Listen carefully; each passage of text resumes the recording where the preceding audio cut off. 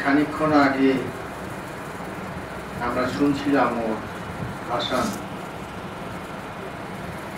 স্বামী সুপর্ণানন্দজি, এই আশ্রমের অধ্যক্ষ স্বামী সিদ্ধেশ আনন্দজি এখানে অন্যতম বক্তা, খুব মনজ্ঞ প্রাঞ্জল শ্রুতিমধুর ভাষণ তিনি দিলেন। আমাদের সবার পরিচিত, সবার প্রিয় অধ্যাপক সোমনাথ ভট্টাচার্য এখানে উপস্থিত, আমাদের সঙ্ঘের পূজনীয় শ্রদ্ধেয় এবং স্নেহভাজন সন্ন্যাসীবৃন্দ এবং পরম শ্রদ্ধেয় ভক্তমণ্ডলী,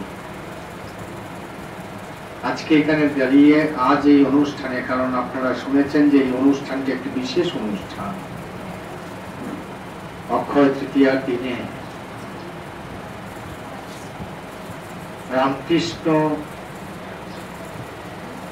তীর্থ পরিক্রমায় প্রজ্জ্বল ভাষ্য, অত্যন্ত পবিত্র একটি স্থান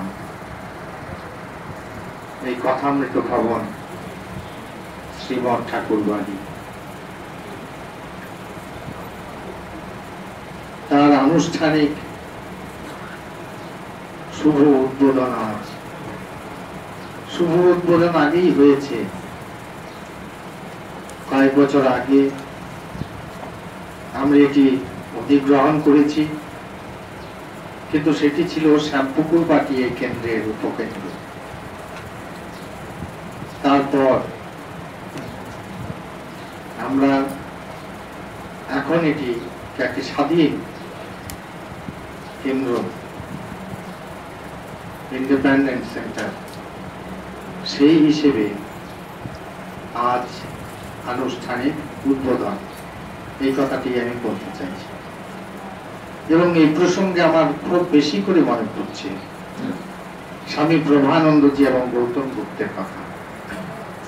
এই কথামৃত ভবন অথবা শ্যামপুকুরবাটি, এই অধিগ্রহণের সঙ্গে আমি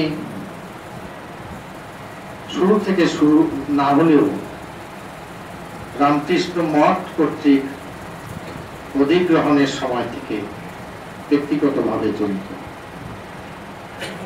আজ গৌতম গুপ্ত আমাদের মধ্যে নেই, কিন্তু রামকৃষ্ণ মঠ এর এই যে দুটি কেন্দ্র, কথামৃত ভবন এবং শ্যামপুকুরবাটি, এই দুটি আজকে যে রূপ আমরা দেখতে পাচ্ছি, প্রায় সেই রূপে উন্নীত করার পেছনে অনলস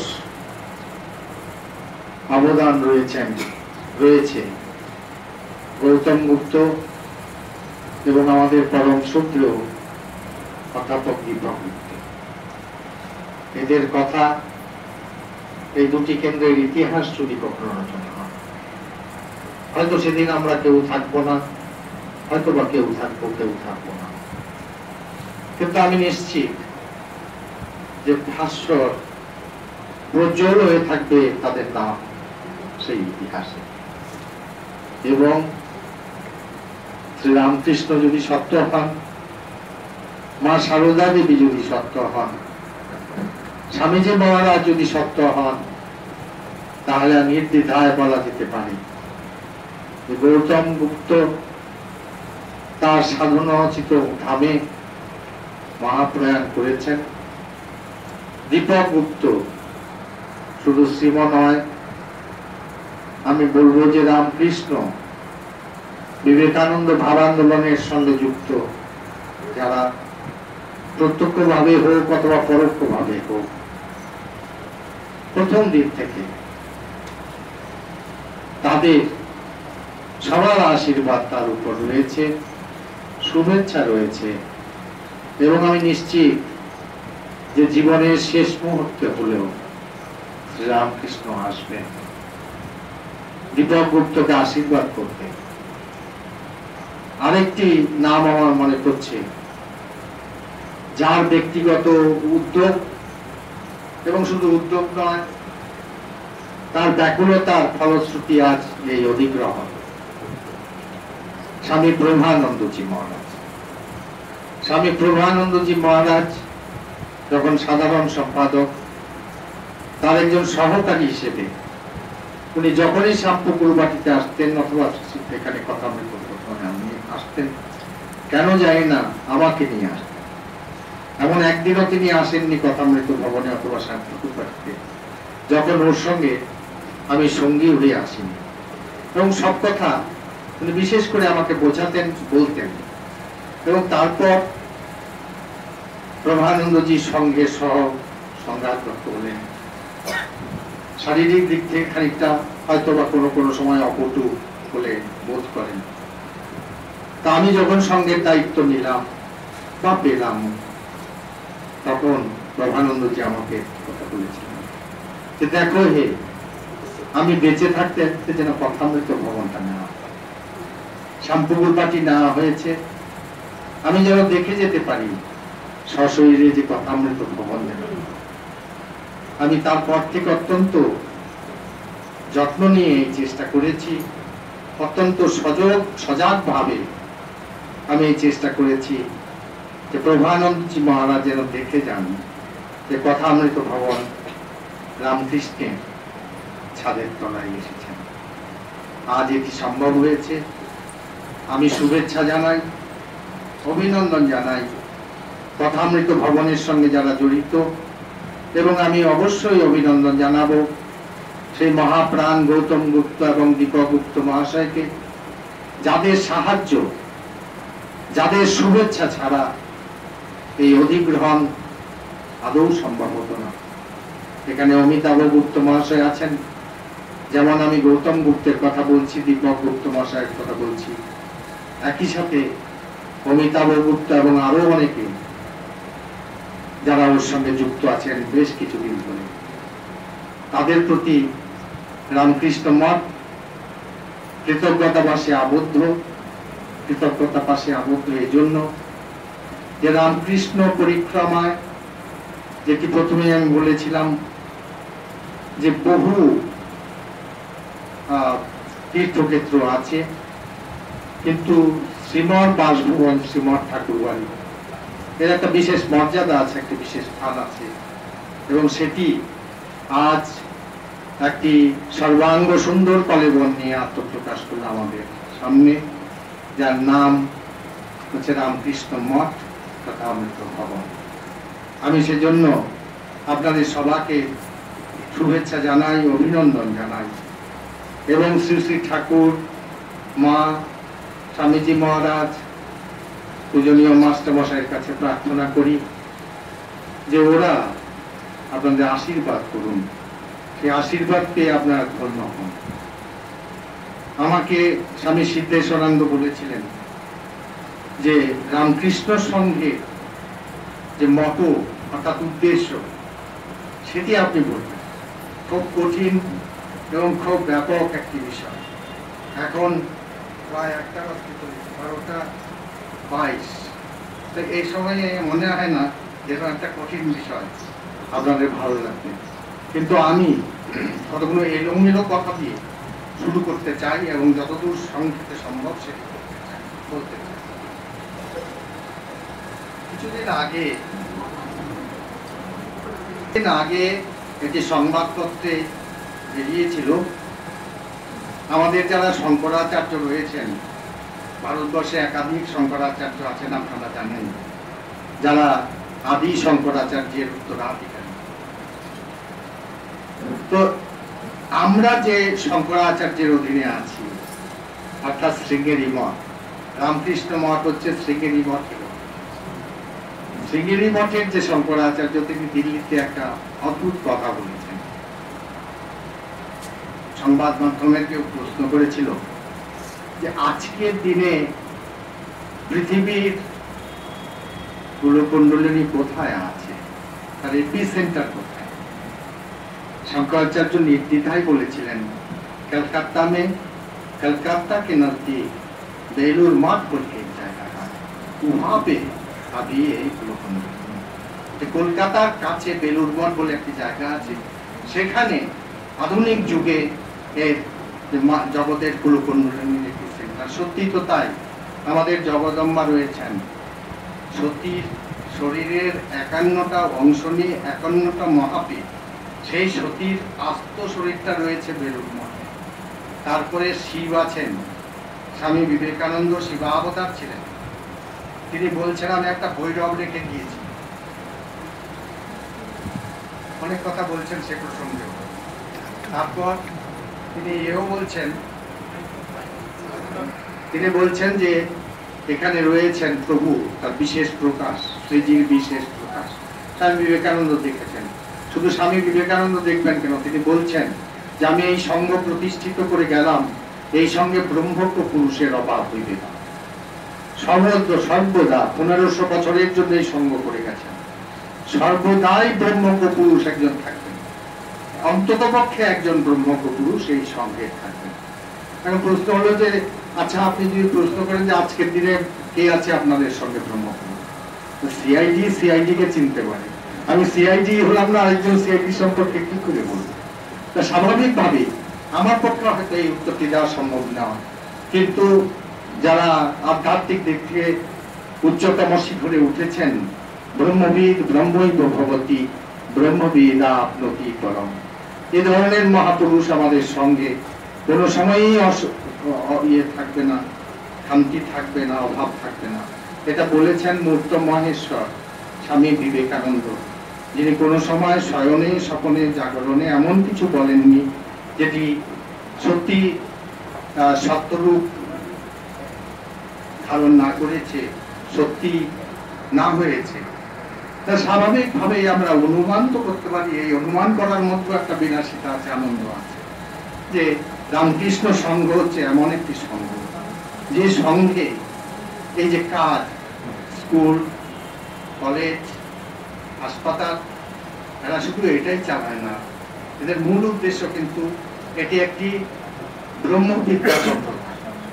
আপনি যদি আমাদের একজন সাধু ব্রহ্মচারীকে ডেকে জিজ্ঞেস করেন যে দিল্লি পাবলিক স্কুল আছে, তা আপনারাও তো স্কুল চালান নরেন্দ্রপুরের রহরায়, তা আপনারা কি ওই ধরনের একটি স্কুল চালাতে রাজি আছেন?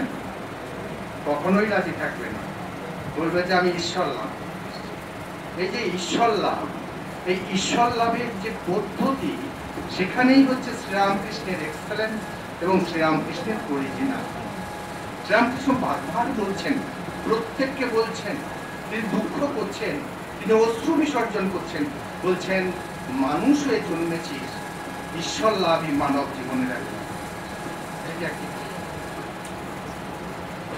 আবার আমরা কি দেখতে পাচ্ছি? আমরা দেখতে পাচ্ছি যে শ্রীরামকৃষ্ণ বলছেন নরেন্দ্র আছেন, গিরিশ বাবু, শরৎ মহারাজ আছেন, বৈষ্ণব ধর্মের সম্পর্কে কথাবার্তা হচ্ছে যে বৈষ্ণব ধর্মের কি মূল কথা, বৈষ্ণব পূজন, নামে রুচি, জীবে দয়া। শ্রীরামকৃষ্ণ আত্মনাদ করছেন, বলছেন সে কি রে, জীবে দয়া কি, তুই কীটাণু কি জীব, তুই আবার জীবকে কি দয়া করবি? বল সেবা, বল পূজা। সেদিন কিন্তু শরৎচন্দ্র অর্থাৎ শারদানন্দজিও কিছু বোধ করি বুঝতে পারেননি, তার প্রতিক্রিয়া পাওয়া যায়নি সেদিন। গিরিশ বাবু অবশ্যই বুঝতে পারেননি। নরেন ভাই ঘর থেকে বেরিয়ে ঠাকুরের বললেন গিরিশ বাবুকে, জিসি আজ এক নতুন সত্য, এক নতুন আলোক আমার সামনে উদ্ভাসিত হয়ে উঠল, যদি ভগবান কোনোদিন দিন দেন আমি তা সমগ্র জগতে প্রচার।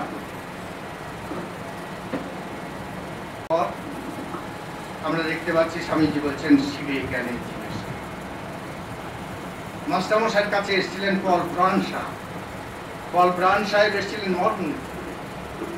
যখন এলেন ব্রান, তিনি সমস্ত গির্জা থেকে গির্জান্তরে গিয়েছেন, ক্রাইস্টকে তিনি দেখতে পাননি, জীবন সায়ান্নে উপস্থিত। পল ব্রান ভাবছেন যে নাইবা ক্রাইস্টকে দেখলুম, কিন্তু এমন কাউকে যদি দেখতে পাই যে নাকি ঈশ্বর লাভ করেছে, তাহলে এই সান্ত্বনা নিয়ে মরতে পারি যে আমি আমার জীবন বৃথা হয়ে, my life has not been N West.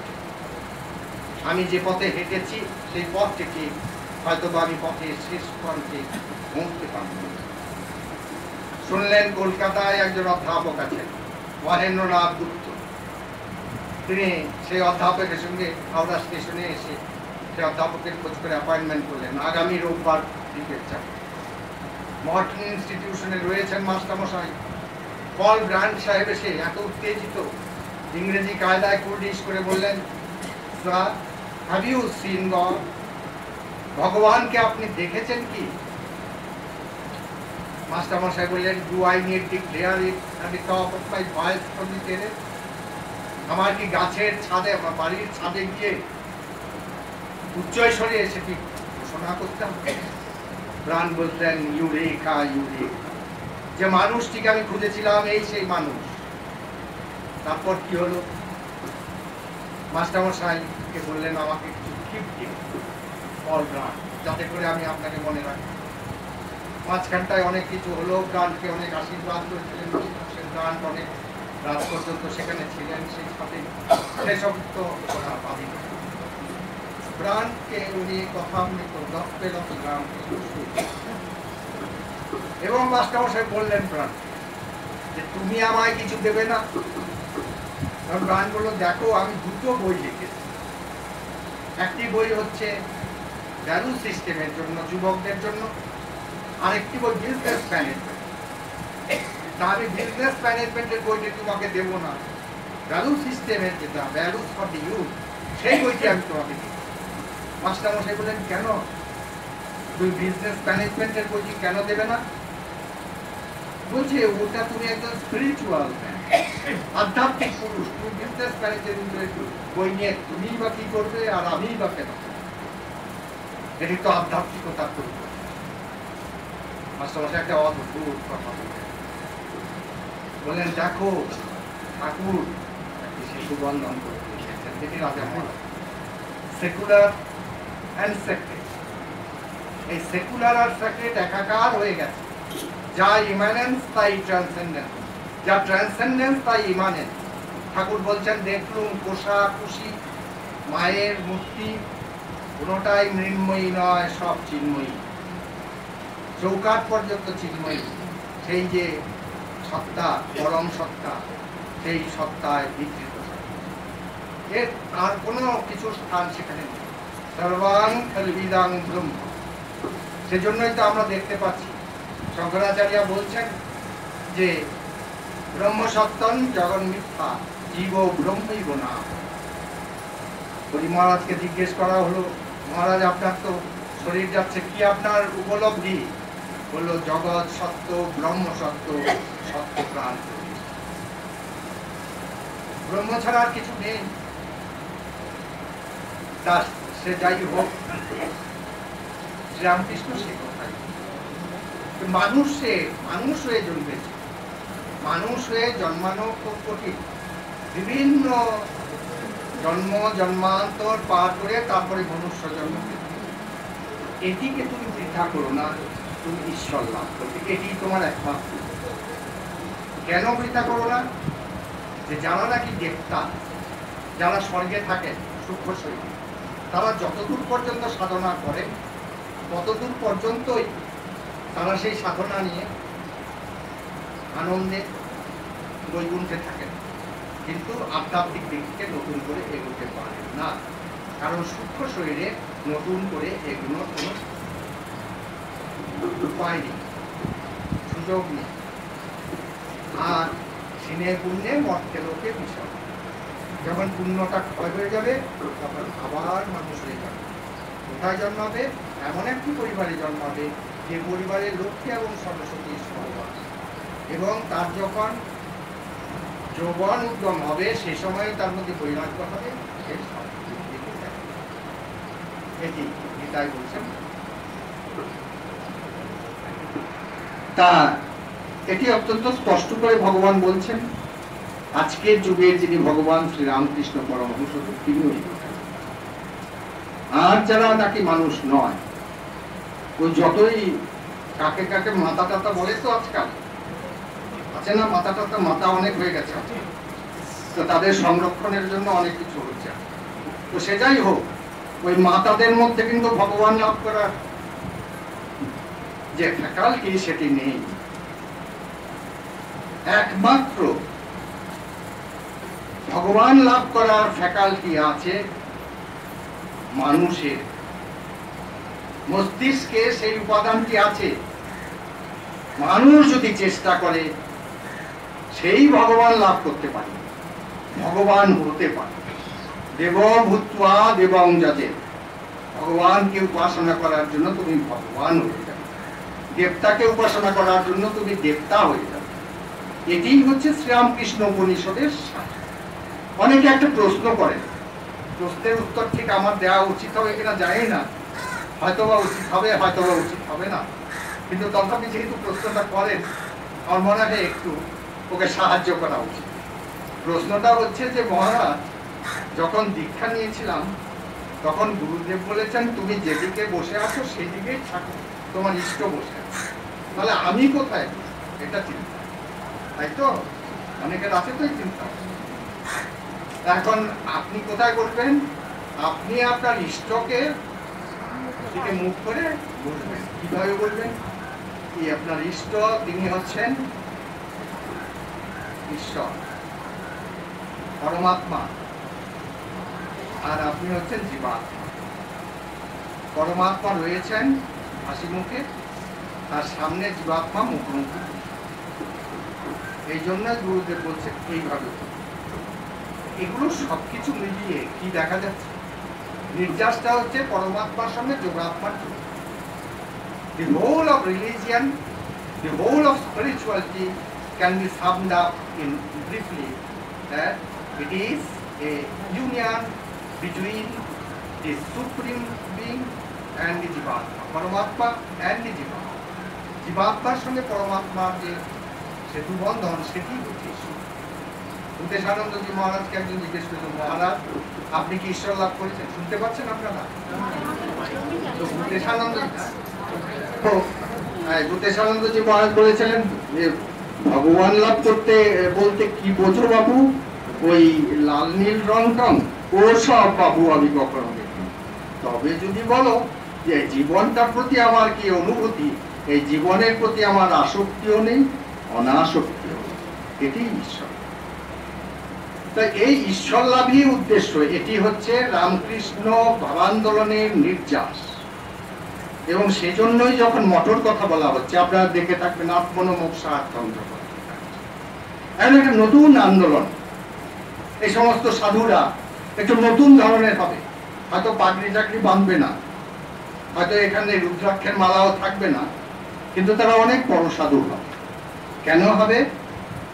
হবে যে ভগবানের অধিষ্ঠান সবচেয়ে বেশি মানুষের ভেতরে, আর সেই মানুষের মধ্যে যে ভগবান, তার যদি কেউ সেবা করে তাহলে তার পরম প্রাপ্তি। স্বামী বিবেকানন্দ তার গুরু ভাইদের চিঠি লিখছেন, বলছেন মাই হ্যান্ড ইজ ট্রেমব্লিং, আমার হাত কাঁপছে। বলছেন বিলিভ ইউ মি, তোমরা আমায় বিশ্বাস করো। One who will serve the servant of the Lord, nay the servant of the servants of the Lord will manifest in his heart right now, here and now. যে তোমরা বিশ্বাস করো যে নাকি মানুষের মধ্যে সেই ভগবান যিনি রয়েছেন, তার সেবা যে করবে, তার মধ্যে এখনই ঈশ্বরের প্রকাশ। গুরু গুহা, কন্দর, গিরি, সেখানে গিয়ে বসে ঈশ্বর লাভ করবে। Every body is a Angel in meditation chamber. আপনি যখন ধ্যান ধ্যান করেন, হয়তো রাগটাগ হয়, ঝগড়াঝাটিগুলো মনে আসে সব, কিন্তু তথাপি আপনি কিন্তু কারোর সঙ্গে ঝগড়া করেন না এবং মনে হয় না যে সেই ছিটে কাঠ দিয়ে তার মাথা ভেঙে দেন, চুপচাপ বসে থাকার চেষ্টা। তা সবাই মেডিটেশন চেম্বারে ইজ অ্যান অ্যাঞ্জেল, কেউ নেই ঝগড়া করার, কেউ নেই মারামারি করার, কেউ নেই। তা স্বাভাবিকভাবে সেখানে কিন্তু সত্যিকারের মানুষটিকে বোঝা যাচ্ছে না। A man is found in its right perspective only in the street. যখন রাস্তায় বেরোয়, কাজের মধ্যে থাকে, তখনই প্রকৃত মানুষটিকে বোঝা যায়। তো স্বাভাবিকভাবে ঠাকুর স্বামীজি এক নতুন ধর্ম দিয়ে গেলেন। স্বামীজি তার শিষ্য শরৎচন্দ্র চক্রবর্তীকে বলছেন, এক শ্রেণীর সাধু হবে, বুঝেছিস? এই রামকৃষ্ণ সঙ্গের কেমন যেন একটু অপরিচিত, কেমন সাধারণ সাধুদের চেয়ে একটু ভিন্ন। এরা খাওয়া দাওয়ার ব্যাপারে, জীবনশৈলীর ব্যাপারে, বিদ্যা চর্চার ব্যাপারে সবকিছুতে একটু অন্যরকম হবে। যেমন ট্র্যাডিশনাল সাধু, সে হয়তো প্রস্থানত্র করছে, কিন্তু ইকোনমিক্স করছে না, পলিটিক্স করছে না, স্ট্যাটিস্টিক্স করছে না, কিন্তু এই সাধুরা করছে। আজকে হিদল সেনগুপ্ত হচ্ছেন অক্সফোর্ড ইউনিভার্সিটির অ্যাস্ট্রো কলেজের ফিলসফির হেড অফ দি ডিপার্টমেন্ট, যিনি যে চেয়ারে একসময় ম্যাক্স মুলার সাহেব বসেছেন, এক সময়ে ডক্টর রাধাকৃষ্ণন বসেছেন, সেই চেয়ারে হিদল সেনগুপ্ত। তো হিদল সেনগুপ্ত কিছুদিন আগে ইন্টারনেটে পেয়ে যাবেন ওর লেখা। তাতে একটা চমৎকার কথা বলছি কয়েকটি মুন্ডিত মস্তক সন্ন্যাসী আজকে সমস্ত পৃথিবীতে একটা প্রশ্ন ম্যানেজারিয়াল পার্লেন্সে যে এরা কি করে এই ধরনের একটা মাল্টিন্যাশনাল কর্পোরেশন চালাচ্ছে। 200-র অধিক তাদের সংস্থা, 27টি দেশে, কোনো গোলমাল নেই, কোনো বিতর্ক নেই, কোনো রকম স্ক্যান্ডাল নেই, কোনো স্ক্যাম নেই। কি করে সম্ভব? এটা একটি প্রশ্ন। হিদল সেনগুপ্ত এও বলছেন যারা এক নতুন সন্ন্যাসী, যে সন্ন্যাসী those who own but not possess। এই সন্ন্যাসী সম্প্রদায় তারা জানে ঠাকুরের সম্পত্তি আমার সম্পত্তি, আমার চাইতেও আমার প্রাণের চাইতেও বেশি প্রিয় ঠাকুরের সম্পত্তি। দরকার হলে জীবন দিয়ে ঠাকুরের সম্পত্তিকে রক্ষা করব, কিন্তু আমি এও জানি যে আমি হচ্ছি ব্যাংকের ক্যাশিয়ার, কোটি কোটি টাকা আছে, একটি পয়সার মালিক হবে। এটাই বলছেন নতুনত্ব। আর্নল্ড টয়েনবি সাহেব বলছেন যে একটা ক্রিয়েটিভ মাইনরিটি সারা পৃথিবীতে আজ একটি সন্ন্যাসী সঙ্গের আন্দোলন, যাকে আমি বলছি ক্রিয়েটিভ মাইনরিটি। বললেন যে তা সেই জন্য কোনো কিছুই সেকুলার নয়, সবকিছু মোড় ঘুরিয়ে দিতে হবে। ঈশ্বর লাভই মানব জীবনের এক পথ। সেই জন্য কেরানি থাকবে, তার দুটো সিং বাজাবে, যাই করে নাচবে না। আবার যিনি গৃহবধূ তিনি গৃহবধূই থাকবেন, যিনি গৃহস্বামী তিনি গৃহস্বামীই থাকবেন, যিনি চাষি তিনি চাষিই থাকবেন, যিনি হিন্দু তিনি হিন্দুই থাকবেন, যিনি মুসলমান তিনি মুসলমানই থাকবেন, যিনি খ্রিস্টান তিনি খ্রিস্টানই থাকবেন, যিনি বুদ্ধিস্ট তিনি বুদ্ধিস্টই থাকবেন। কিন্তু মোড় ঘুরিয়ে দিতে হবে। তখন এমন একটা জায়গায় তিনি যাবেন যেখানে বেদ নেই, বেদান্ত নেই, ত্রিপিটক নেই, বাইবেল নেই, কোরআন নেই, বেদ অবেদ ভবতি। পঞ্জিকাটা নিয়ে আসছেন কবে? এই অক্ষয় তৃতীয়া জানতে হবে, কিন্তু অক্ষয় তৃতীয়ার উপর উৎসব পঞ্জিকা করে দেবেন। পঞ্জিকা আপনাকে বলে দেবে খবরটা। চাষি বৃষ্টির জন্য হাহাকার করছে, পঞ্জিকা খুলে দেখছে কবে বৃষ্টি হবে, কিন্তু পঞ্জিকা নিংড়লে এক ফোঁটাও জল পড়বে না। পঞ্জিকা বলে দেবে অমুক জন বৃষ্টি হবে, ঘড়িটা হবে, এর বেশি কিছু বলতে পারবে না। তা সে যাই হোক, তা এই জন্য রামকৃষ্ণ এক নতুন ধর্মের কথা। স্বামীজি তাই বলছেন, I give you a new religion, a new scripture, a new value. Swami Vivekananda গুরু, গঙ্গা এবং গীতার সন্ধান পেয়েছিলেন তার গুরু, তার আচার্য, তার প্রাণপ্রিয়, তার হৃদয় সম্রাট রামকৃষ্ণ। তা স্বাভাবিকভাবে স্বামী বিবেকানন্দ বলছেন গুরু গিরি গুহা কন্দরে যাওয়ার কোনো দরকার। তুমি এখানে সমাজেই থাকবে। You will be in the society but you will not be of the society. তুমি সমাজে থাকবে কিন্তু সমাজের হবে না। তুমি কাজলের ঘরে থাকবে কিন্তু তোমার কাজই লাগবে। এমন কি হবে?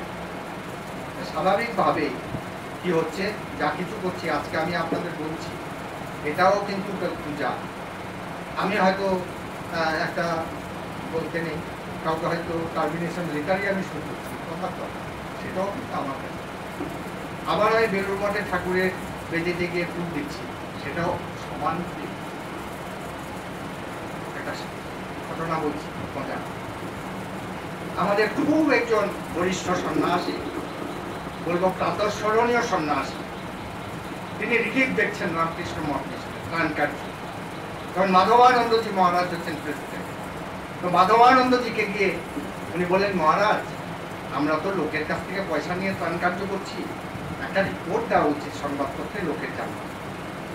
মাধবানন্দ তাকালেন, তাকে বলেন কি বলছিলে যেন? আবার কথাটা উনি বললেন।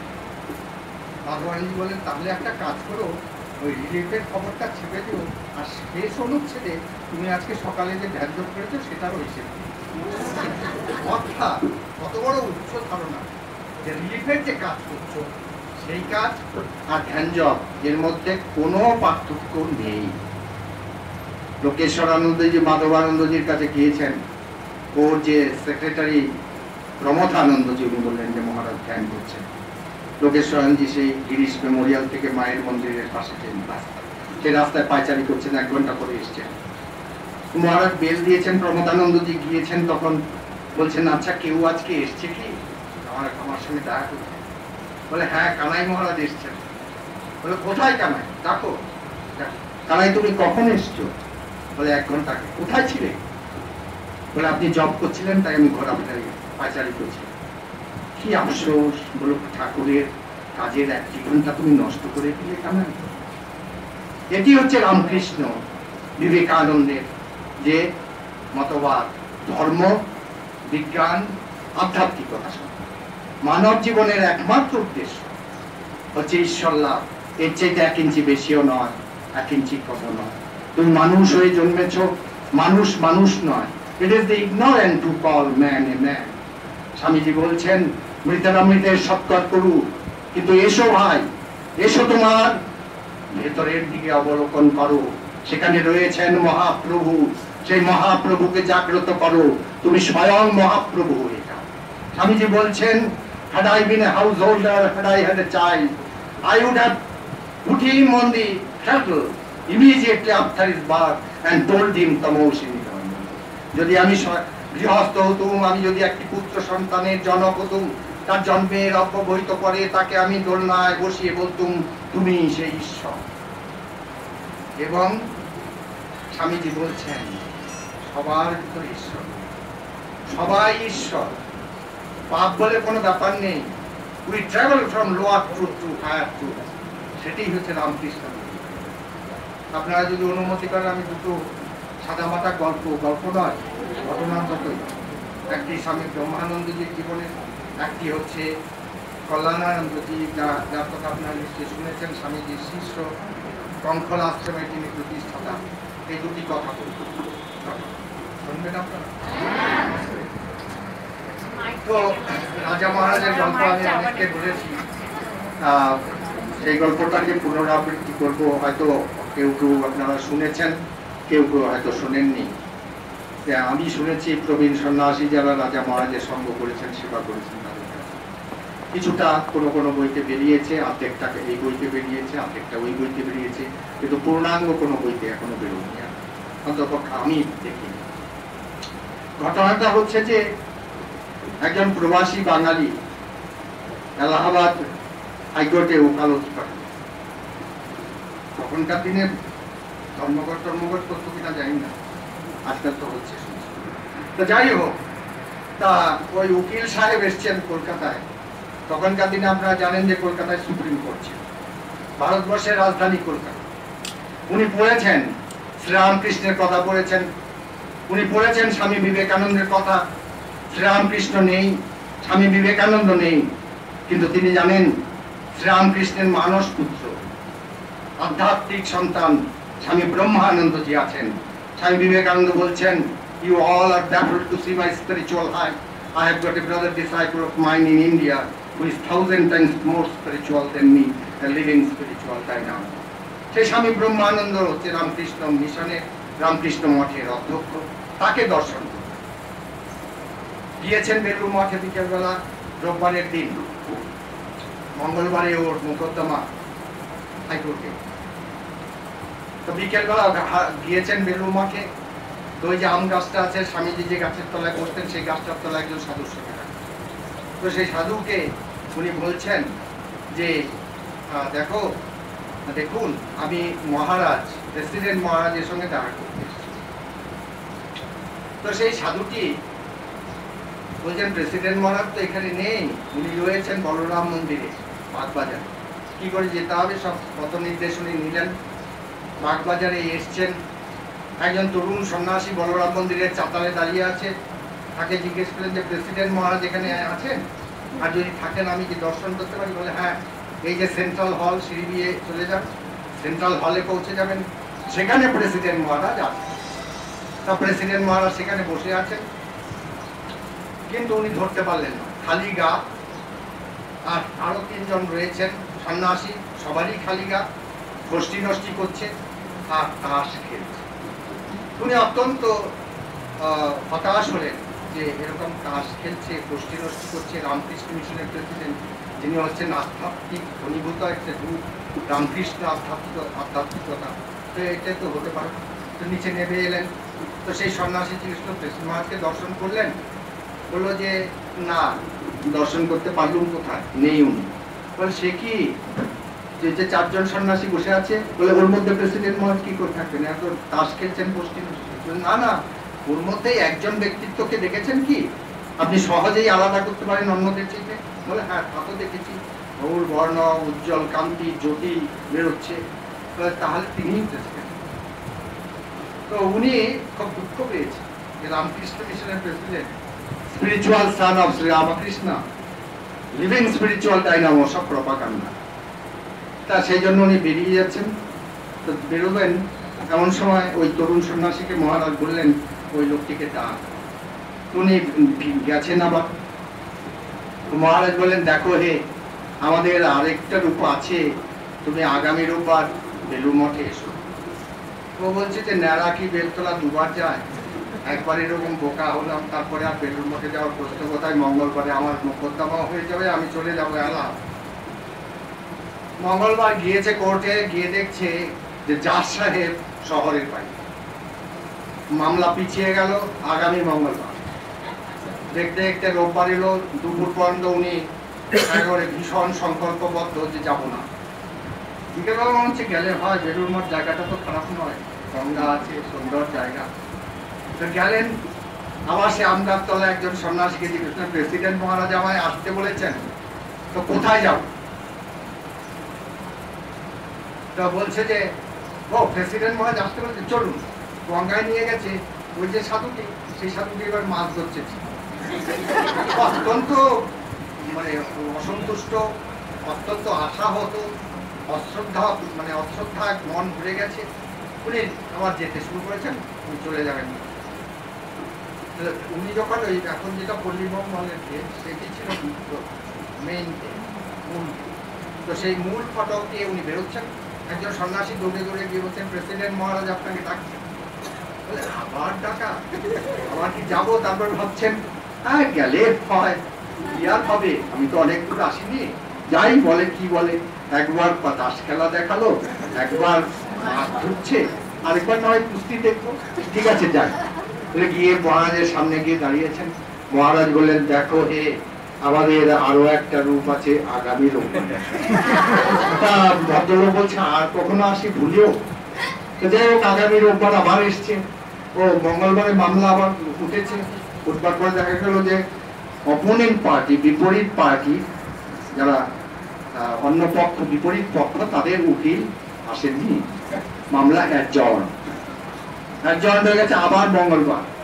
তো রোববারে উনি দৃঢ় প্রতিজ্ঞ, না না না, আর বোকা হবেন।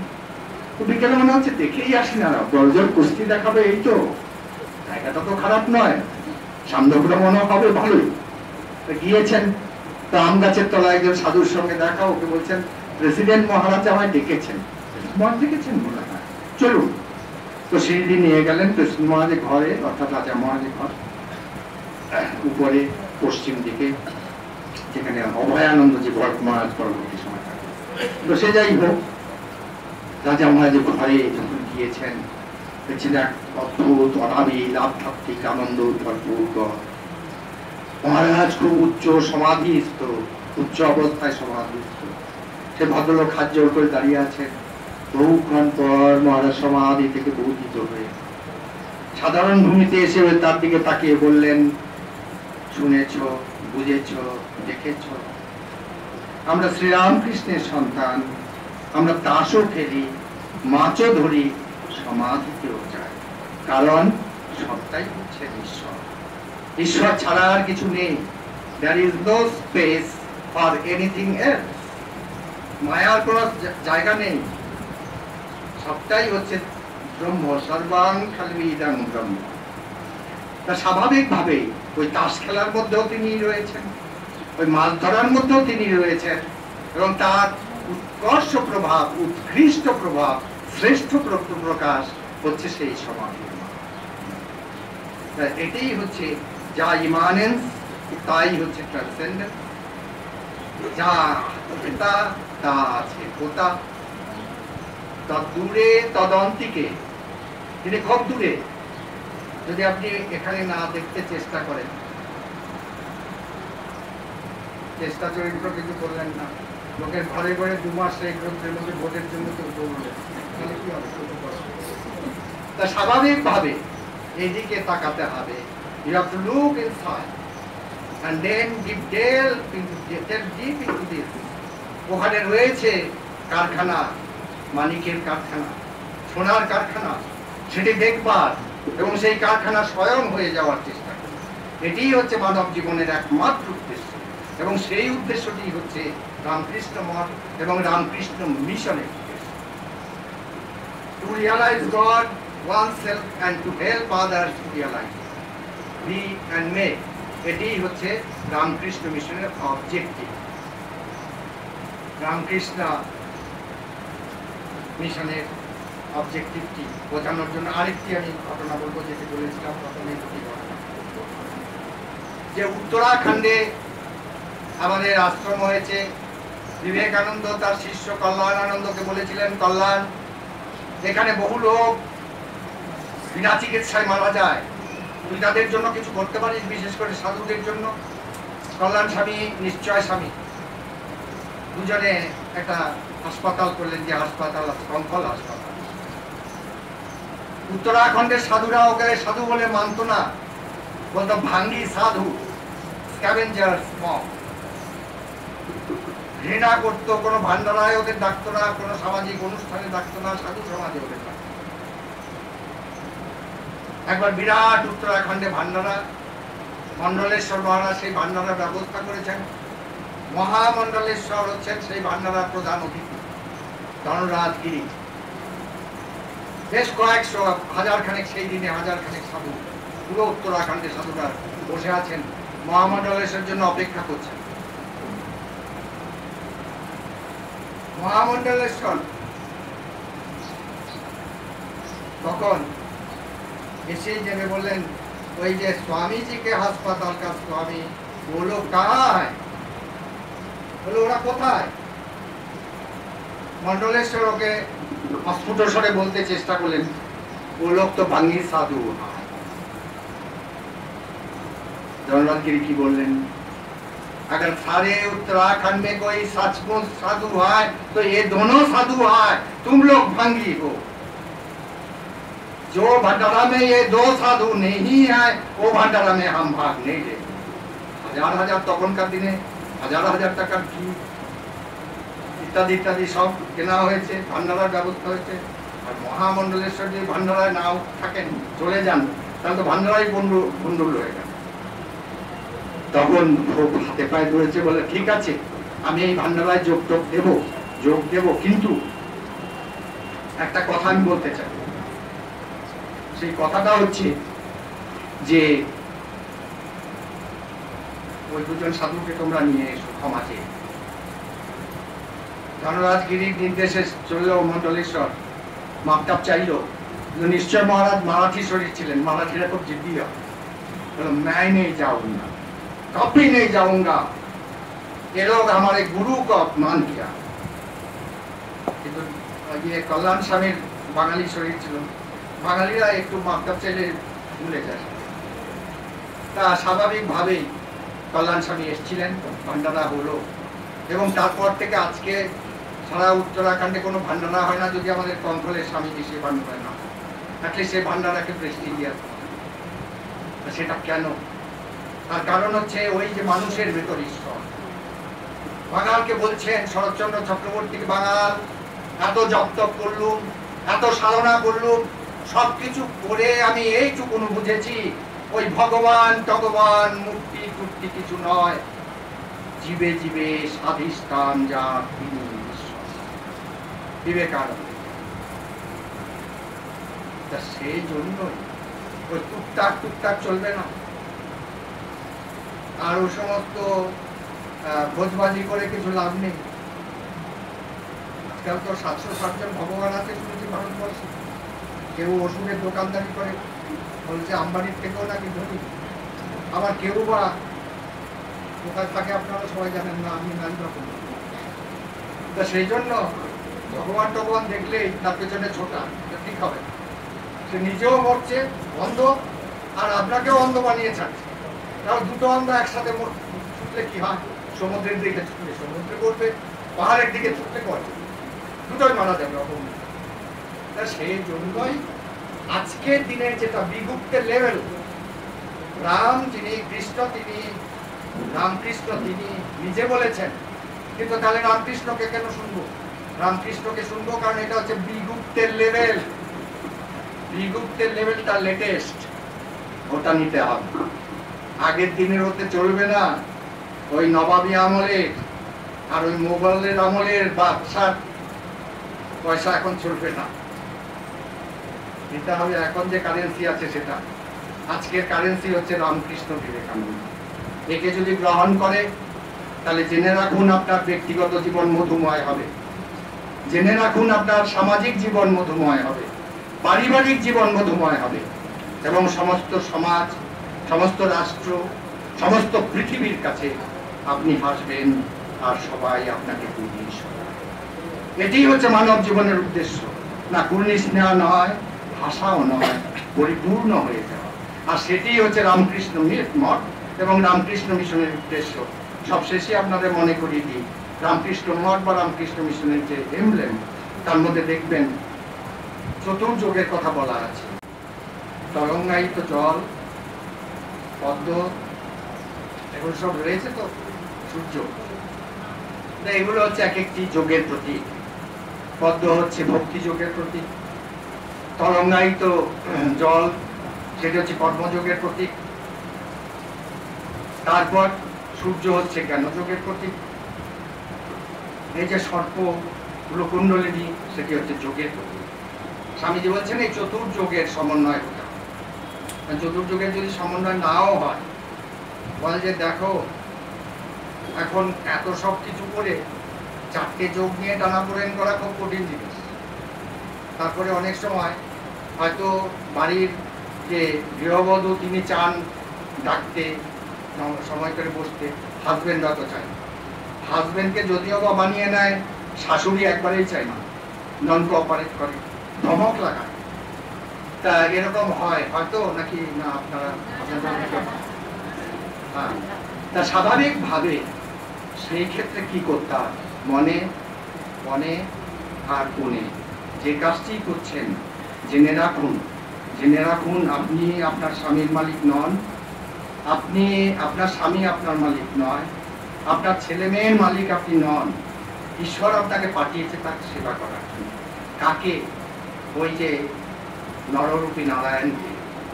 এই সেবা করে সংসারে থেকেও আপনি সেই জায়গায় পৌঁছতে পারেন যে জায়গায় একজন সন্ন্যাসী করতে পারে। সন্ন্যাসী হোক আর সংসারী হোক, শ্রীরামকৃষ্ণ সংসারীর জন্য আসেনি, সন্ন্যাসীর জন্য আসেনি। শ্রীরামকৃষ্ণ এসেছিলেন তাদের জন্য যারা শ্রীরামকৃষ্ণকে চায়। তো স্বাভাবিকভাবে সেই ব্যাকুলতা যদি থাকে, সংসারে থেকেও ঈশ্বর লাভ করা যায়। এবং রামকৃষ্ণ মিশনের এটি উদ্দেশ্য, রামকৃষ্ণ মিশনের এটিই হচ্ছে মিশন। ঠাকুর সাধনা করে মায়ের কাছ থেকে ম্যান্ডেট পেলেন, 10 কমান্ডমেন্ট, 10 কমান্ডমেন্ট। তার মধ্যে একটি ছিল নতুন একটি ধর্মচক্র হচ্ছে। এই নতুন ধর্মচক্রটি আজকে হচ্ছে, যাকে আমরা বলি রামকৃষ্ণ মঠ এবং রামকৃষ্ণ মিশন। এবং জেনে রাখুন যে আমরা কেউই যোগ্য নই মঠ এবং মিশনে আসবার, ঠাকুরের পাদপদ্মে আসার কেউ যোগ্যতা নেই, কারো যোগ্যতা নেই। তুমি না জানালে পরে কে তোমারে জানতে পারে, তুমি না দেখালে পরে কে তোমারে দেখতে পারে। সার্জেন্ট আলো দিয়ে সবাইকে দেখে, কিন্তু সার্জেন্টকে দেখতে পারে যখন সার্জেন্ট আলো দিয়ে তার চোখে থাকে। স্বাভাবিকভাবে আমরা কেউই হয়তো শ্রীরামকৃষ্ণকে তেমন করে চাইনি, পাইনি, কিন্তু শ্রীরামকৃষ্ণের যে দুর্নিবার আকর্ষণ, সেই আকর্ষণের বাইরে আমরা বেরোতে পারিনি। আমি তো প্রভু চাইনি গো তোমাকে, চাইনি গো তোমারে, তুমি অভাগারে, তুমি আমায় চেয়েছো। I have not seen you, but you have seen me. তো স্বাভাবিকভাবে এটি হচ্ছে রামকৃষ্ণ মঠ এবং মিশনের উদ্দেশ্য। এবং রামকৃষ্ণ মঠ এবং মিশনের উদ্দেশ্য শুধু রামকৃষ্ণ মঠ এবং মিশনের ভেতরে সীমাবদ্ধ নয়। রামকৃষ্ণ মঠ এবং মিশনে এই যে চরাচর জগৎ, জীব জগৎ সর্বত্র ব্যাপ্ত। আপনি রামকৃষ্ণ মিশনে না এসে, রামকৃষ্ণ মিশনের দীক্ষিত না হয়ে, রামকৃষ্ণের পুজো না করেও আপনি রামকৃষ্ণ মিশনে হতে পারেন, যদি আপনি ঈশ্বর উপলব্ধির পথে এগিয়ে যেতে চেষ্টা করেন। সমস্ত জীবন কায় মনোবাক্যে ঈশ্বর উপলব্ধির প্রচেষ্টা করেন এবং তারপর ঈশ্বর লাভ করে আপনি বলতে পারেন, আমি জেনেছি সেই মহান পুরুষের দিব্যধাম বাসে। তাই আবার বলি, রামকৃষ্ণ মঠ বা রামকৃষ্ণ মিশনের উদ্দেশ্য সম্পর্কে সিদ্ধেশানন্দ আমাকে বলেছিল বলতে একটি কথা, বি অ্যান্ড মে, তুমি ভগবান হও, অন্যকে ভগবান করো। এটি হচ্ছে রামকৃষ্ণ মঠ এবং মিশনের উদ্দেশ্য। অনেকক্ষণ সময় হয়ে গেছে, আপনাদের খাবার সময় হয়ে গেছে। সেই সময় আপনার ধৈর্য সহকারে আমার কথাগুলো শুনলেন, আমাকে সহ্য করলেন, এজন্য অশেষ ধন্যবাদ। এবং আমি কৃতজ্ঞতা জানাই আমার অনুযোগপ্রবীণ স্বামী সিদ্ধেশানন্দকে, যে আমাকে ও সুযোগ দিল আজকে এই আলোচনা করবার জন্য। বিশেষ করে বলে যে আমার প্রতিক্রিয়া দিন পূর্ণ করলে নাকি 1000 গুণ, 1 লক্ষ গুণ, 1 কোটি গুণ পূর্ণতা আমরা চাই না, সেদিকে বলছি না। কিন্তু যদি শ্রীরামকৃষ্ণের প্রতি ভালোবাসা 1 গুণও বেড়ে যায়, তাহলে আমার প্রচেষ্টা, আমার জীবন আমি করতে পারি। আপনাদের কল্যাণ হোক। আমি ঠাকুরের কাছে, মায়ের কাছে, স্বামীজির কাছে প্রার্থনা করি আপনারা ক্রমাগত নিরবচ্ছিন্ন ভাবে শ্রীরামকৃষ্ণের কৃপাতে আপ্লুত হয়ে এই আদর্শের প্রতি এই কথাটি মনে রাখুন এবং সেদিকে জীবনে বাস্তবায়িত করবার জন্য চেষ্টা করুন যে আমি ঈশ্বর আমার ভেতরেই রয়েছে এবং আমি সেই ঈশ্বর হব এবং অন্যকে, আমার পড়শিকে সেই ঈশ্বর লাভ করতে সাহায্য। এই কথাগুলো বলে আমি আবার আপনাদের কৃতজ্ঞতা জানাই, ধন্যবাদ জানাই, অভিনন্দন জানাই, শুভেচ্ছা।